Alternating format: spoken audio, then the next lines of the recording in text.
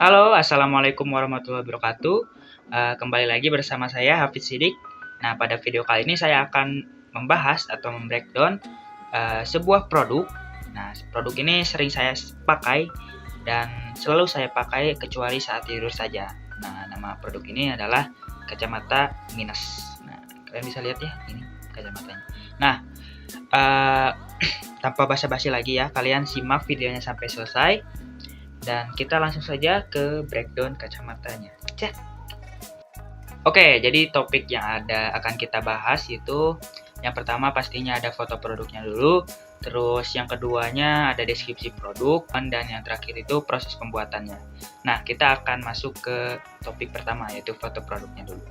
Ya, ini adalah foto produk kacamata minus dari berbagai angel. Yang pertama ini tuh bagian depannya, bagian depan kacamata minusnya, terus ini bagian belakang kacamata minus, kemudian ini bagian samping kiri kacamata minusnya, terus ini bagian samping kanan, kemudian ini bagian atasnya, dan ini bagian bawahnya. Kemudian ini bagian foto angel dari perspektif isometri. Oke, kita masuk ke deskripsinya. Jadi, deskripsi kacamata minus itu sebagai alat untuk penderita penyakit rabun jauh. Nah, jadi si penderita rabun jauh itu tidak bisa melihat jelas gitu ya, tulisan atau mungkin benda, dan terlihat saat jauh tuh terlihat blur gitu. Nah, itu yang dinamakan penderita rabun jauh. Nah, untuk membantunya itu menggunakan kacamata minus. Dan si kacamata minus itu tuh memiliki lensa cekung. Jadi si lensa cekungnya itu berfungsi sebagai menangkap cahaya yang masuk ke mata.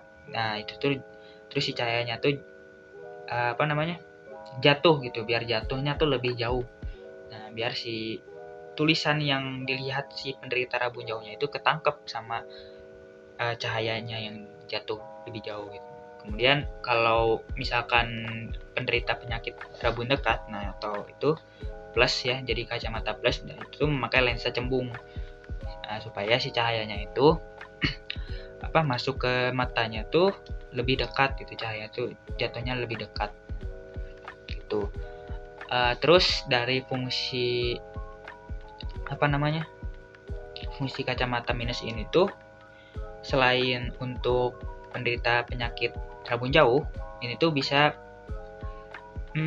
berfungsi sebagai lifestyle kita gitu. Jadi biar gaya, biar semakin pede gitu di depan umum saat berbicara, dan ya semakin kalau laki-laki semakin ganteng gitu ya, kalau perempuannya semakin cantik gitu, biar gitu. Nah, untuk materialnya ini terbuat dari plastik atau titanium, itu tuh buat bagian framenya. Jadi kalau yang saya itu ini titanium juga plastik, jadi digabung gitu. Kalau yang titaniumnya aja itu seperti foto yang ada di samping saya ini. Nah, itu sepertinya titanium semuanya. Nah, kemudian untuk lensanya itu terbuat dari plastik akrilik yang jernih atau kaca. Nah, kalau misalkan kaca itu material kacanya itu biasanya tuh di saat zaman dulu gitu. Jadi dulu tuh saya pernah pakai lensa yang bahan materialnya tuh kaca. Nah, itu saya pakai, tapi pas saya pakai itu terasa tidak nyaman gitu, karena si kacanya itu bersifat masanya itu lebih berat dari plastik. Karena lebih berat, jadi si hidung sayanya itu tapakan. Nah, dan nggak nyaman aja dipakai karena berat. Dipakai sehari-hari, mau dipakai buat olahraga berat, terus nanti pusing juga karena berat gitu si kepalanya jadi pusing. Nah, itu itu zaman dulu. Nah, kalau sekarang ini sudah ada namanya lensa akrilik, plastik, dari plastik akrilik. Nah itu tuh bahan materialnya itu sangat sangat bagus gitu. Jadi saat dipakai itu ringan dan karena plastik jadi ringan. Kemudian si ininya tuh bisa anti air, juga anti radiasi. Nah itu tuh lebih efektif gitu daripada lensa kaca gitu. Kemudian ada silikon, material silikonnya itu bagian nosepadnya itu terbuat dari silikon. Gunaannya itu untuk menahan si kacamatanya tuh agar tidak longgar kayak gini gitu. Jadi di hidungnya itu selalu ngepas gitu. Oke, kita langsung masuk aja ya ke proses pembuatannya. Mengenalkan beberapa bagian dari kacamata minus ini. Nah, kalian bisa lihat di bagian kiri saya, ya kiri saya.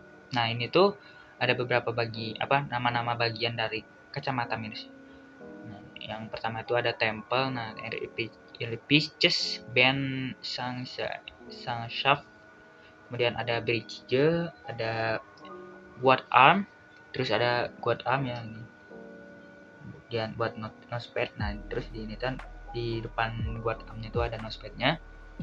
Terus ada lensa, ada ini end piece, terus ada wire kiri, wire kanan, ensel kanan, ensel kiri, dan ya udah. Nah, jadi kalau di simpelnya dari bagian kacamata itu pada umumnya jadi bagian tuh kalau ini semua tanpa lensa gitu, bagian semua tanpa lensa itu dinamainnya frame kacamata. Jadi si kacamata yang tanpa lensa ini tuh namanya frame, di bagian semua tanpa lensa itu namanya frame. Nah kemudian si kacanya itu namanya lensa gitu. Jadi ada dua bagian, frame dan lensa. Oke, jadi kita akan membahas proses pembuatan dari frame juga dan lensa. Oke, kita langsung masuk ke proses pembuatannya. Nah, jadi proses pembuatannya itu bermula dari bahannya tuh komposit biji plastik. Nah, biji plastiknya itu dimasukkan dulu ke dalam mesin pencampur, kemudian dicampurkan dengan pigmen yang berwarna hitam. Nah, terus dicampurin oleh mesin campur, nanti si biji plastiknya itu berwarna hitam gitu. Nah, setelah si biji plastiknya itu berwarna hitam, nah kemudian masuk ke proses selanjutnya, yaitu proses mencetak frame. Nah, jadi si biji plastiknya itu dimasukkan ke dalam mesin injeksi. Nah, fungsi mesin injeksinya itu untuk mencetak frame gitu. Jadi yang pertama itu dimasukkan dulu biji plastiknya ke dalam mesin injeksi, kemudian dilelehkan sekitar 200 derajat Celcius panasnya itu.